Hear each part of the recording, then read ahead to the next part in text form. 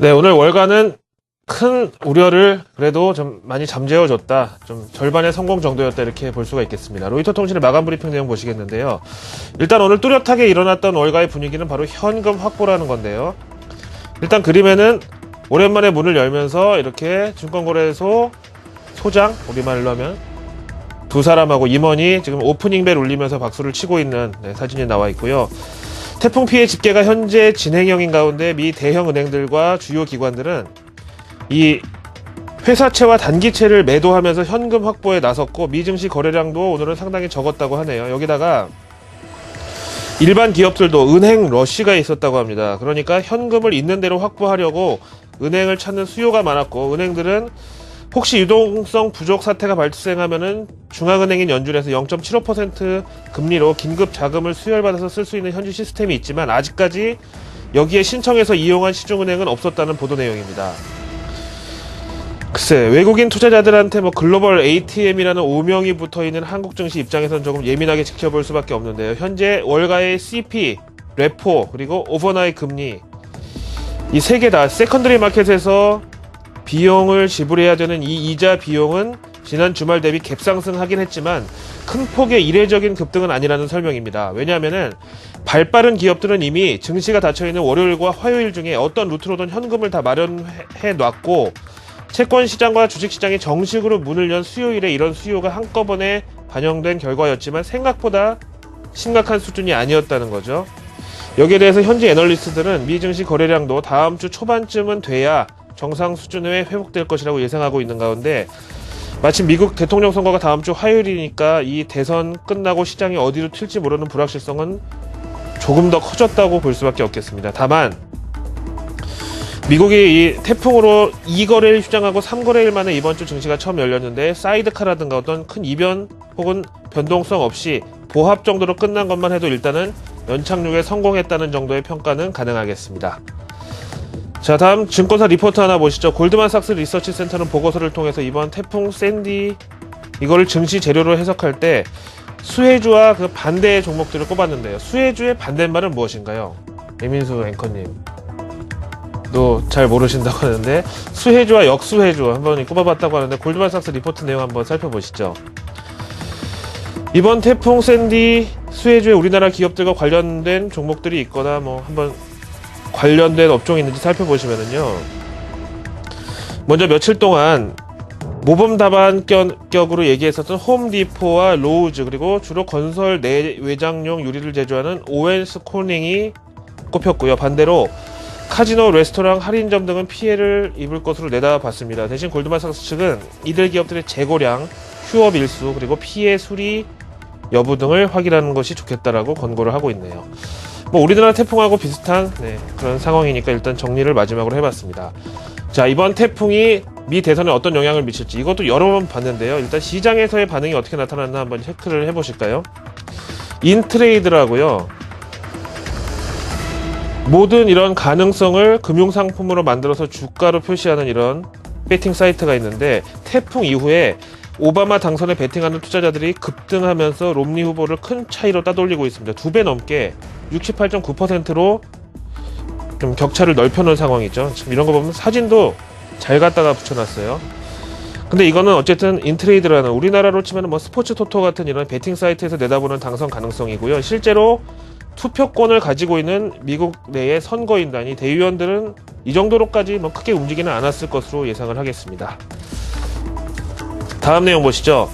미국 증시가 오랜만에 열렸다 보니까 여러 가지 뉴스들도 한꺼번에 쏟아져 나오면서 상당히 좀 복잡한 하루였는데요. 이 가운데서 가장 눈길을 끌었던 것을 보시죠.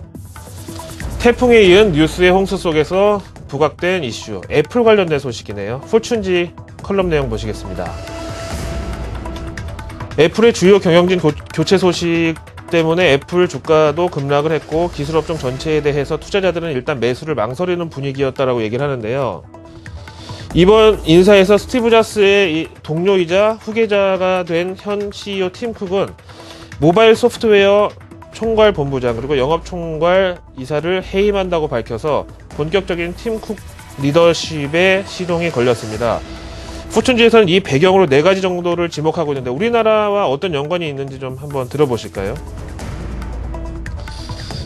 먼저 애플은 지난 3분기 실적 결과가 뭐 부진했다고까지는 할 수 없지만 그래도 2분기 연속으로 예상치에 미달하는 성적을 냈다. 그래서 어떤 식으로든 뭐 책임을 질 사람이 필요했다는 거죠. 두 번째, 중국 판매망 확보가 점차 좀 탄력을 잃어가고 있는 가운데 이번에 경질된 영업총괄 임원에 대한 자질 문제가 누차 거론됐다. 이 중국 시장이 진짜 뚫기 힘들고 우리나라도 처음에 중국 가서 좀 망한 이 기업들도 많았고 좀 힘든 시장이죠. 그래서 중국 쪽에 이 드라이브가 좀 더뎌진 것도 역시 교체의 원인이 됐고, 다음에 스티브 잡스 서거 바로 전날 공개된 애플의 음성 인식 서비스죠. 이 시리가 좋은 평가를 받지 못했는데 그 이후 이렇다 할 만한 개정판이나 후속타가 나오지는 않았고 최근 지도 서비스도 평가가 좀 형편없었죠. 네 번째, 마지막으로 이 광고 컨셉에 관한 의견인데요.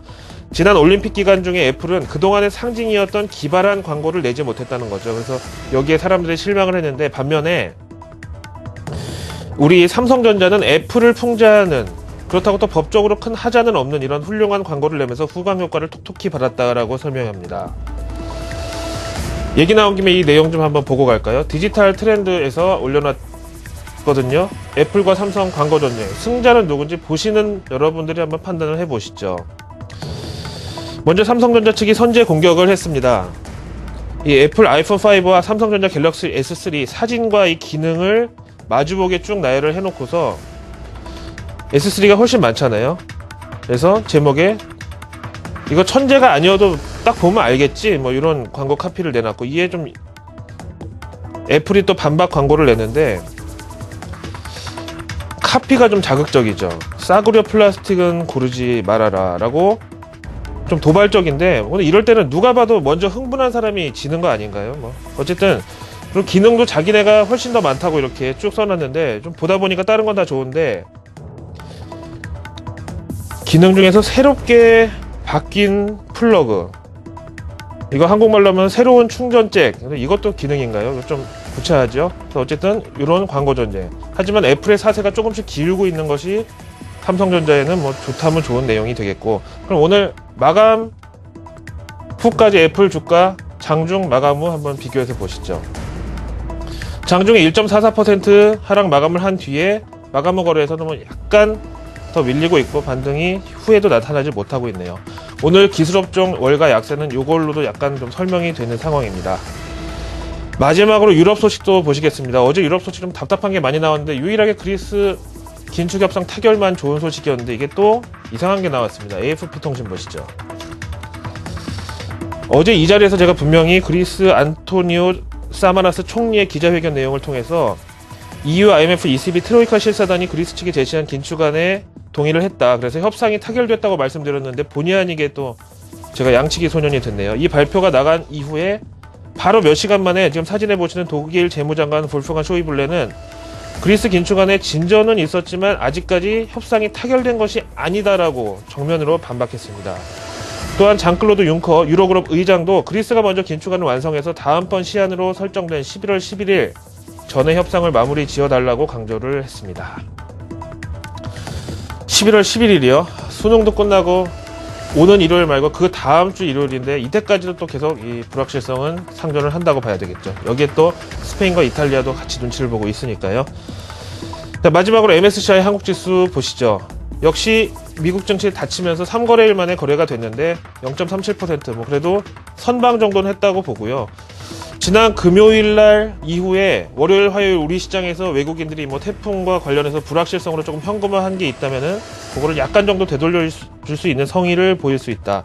또 오늘 앞에서 보신 대로 미국의 이 기관들이 현금 확보에 나서면서 달러는 소폭이나마 강세로 돌아섰기 때문에 오늘 환율도 약간의 좀 반등을 기대해 볼 수 있는 상황으로 보겠습니다. 자, 오늘 이 개장도 중요하지만은 10시 반에 중국의 HSBC PMI 발표가 있죠. 요걸 또 주의 깊게 보시고 우리나라를 비롯해서 아시아적 여러 국가들의 PMI가 발표된다고 합니다. 요것도 함께 주의 깊게 변동성에 대응하시면 되겠습니다. 오늘 목요일 아침 순서는 여기까지입니다.